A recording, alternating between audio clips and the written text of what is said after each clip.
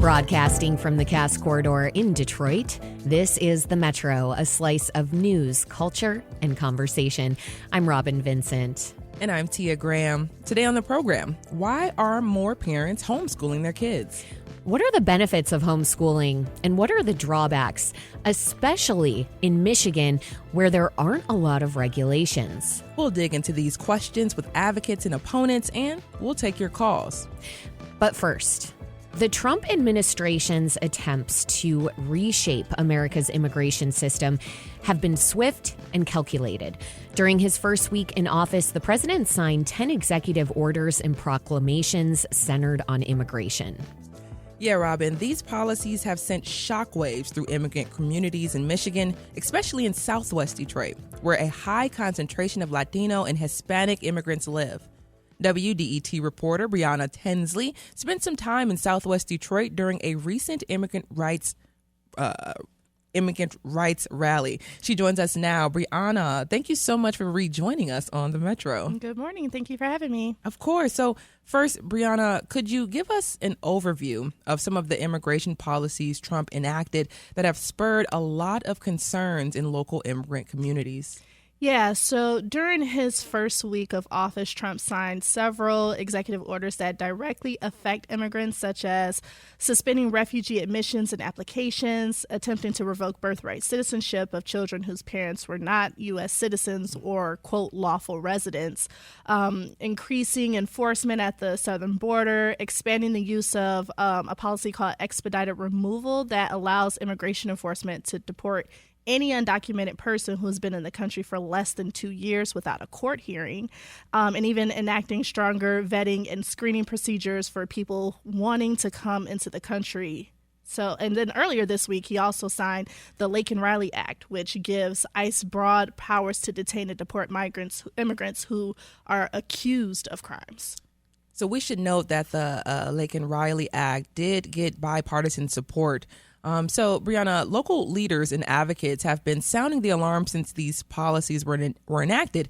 What are some of these things that they've been saying about the policies? So Congresswoman Rashida Tlaib has called the policies racist and accused the president of vilifying immigrants and called them a distraction.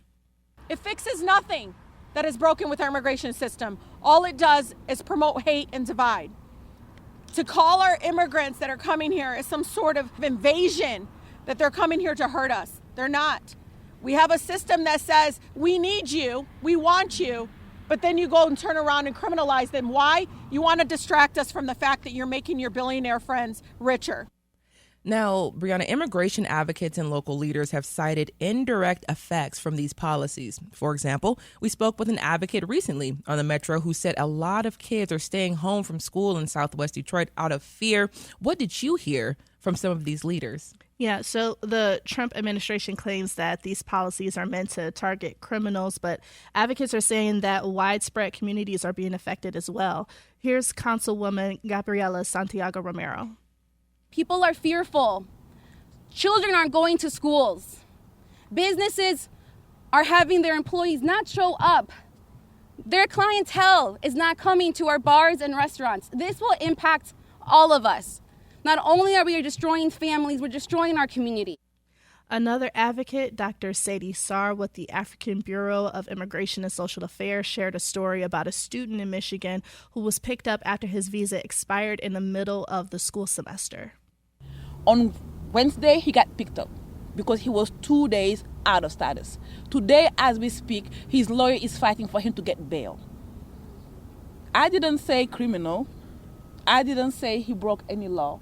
I say his status was expiring in the middle of the semester, which happened to a lot of students, and he had to just renew it, which he had been doing every year. So, Bre'Anna, you also learned about some of the cascading effects of these policies. We're hearing some of the things that are impacting students already across Michigan. I'm thinking about a local organization that provides free produce boxes to families in need.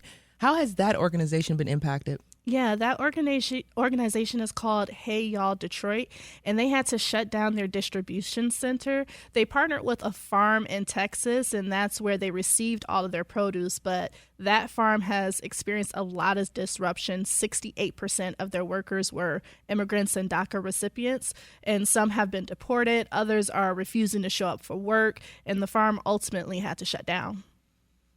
You're listening to The Metro on WDET Detroit Public Radio. I'm Tia Graham. And I'm Robin Vincent. We're speaking with WDET reporter Bre'Anna Tinsley about community reactions in Southwest Detroit to the Trump administration's big changes in immigration policy.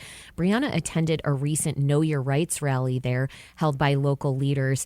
Bre'Anna, tell us about that rally in Southwest Detroit last week. Who organized it and what were some of their messages? So it was organized by Councilmember Santiago Romero and Congresswoman Rashida Tlaib. Other groups such as the Michigan Immigrant Rights Center, Michigan United were present.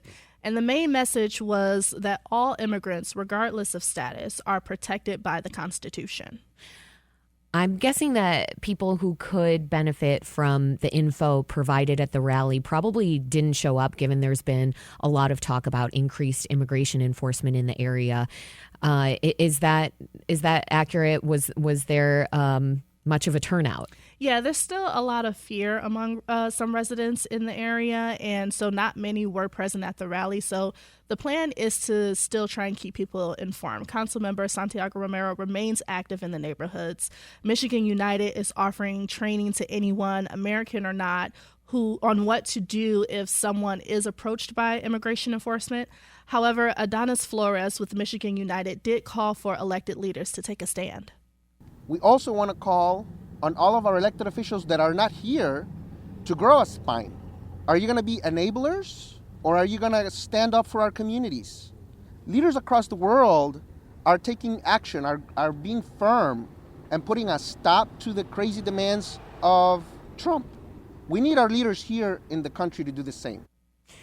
Now, Bre'Anna, a lot of immigration hardliners and immigration advocates say America's immigration system is broken and that it does need to be rehauled.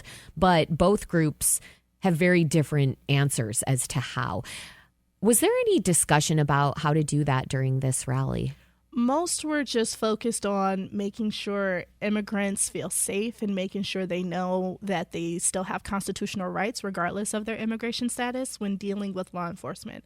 So anyone approached by ICE should know that they have the right to remain silent. They are not obligated to sign any document or talk to anyone without an attorney present. Also, if any ICE agent comes to their home, they should avoid opening the door without first seeing if they have a warrant signed by a judge. Immigrants can also order what's called a red card. It's a wallet-sized card that lists immigrants' constitutional rights and can be presented to law enforcement if they are detained, and they come in multiple languages. You can pick some up at Councilmember Santiago Romero's office or order them at ilrc.org/redcards. Bre'Anna Tinsley is a reporter for WDET. Bre'Anna, thank you so much for your reporting, and thank you for joining us on the Metro. Thank you.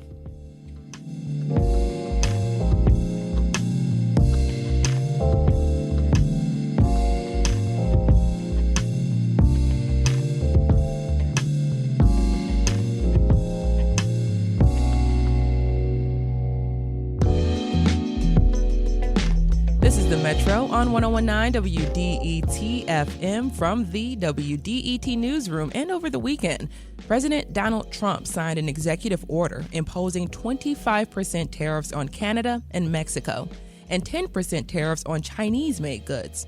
Both Mexico and Canada have retaliated with tariffs on U.S. exports. The once steady trade relationship between the U.S., Canada, and Mexico is now up in the air. And we are following the story closely here on the Metro and in the WDET newsroom. We want to know how the auto manufacturing industry in Southeast Michigan will be affected, if and how our energy prices will change, how farmers who grow soy and corn will be affected. There will be a lot to unpack in the coming weeks, and we'll be here to bring you the latest. That's right, Tia. You can expect that from WDET. Coming up at 11, homeschooling is on the rise across the country. We'll explore why. And we want to know, would you homeschool your kids? Why or why not? The number is 313-577-1019. Up next, President Trump has revoked a target this country had of selling more electric vehicles by 2030. What will this switch do to America's transition to electric vehicles? We'll talk about that and more with the author of a new book on the EV transition. We'll be right back on the Metro. You all stay right there.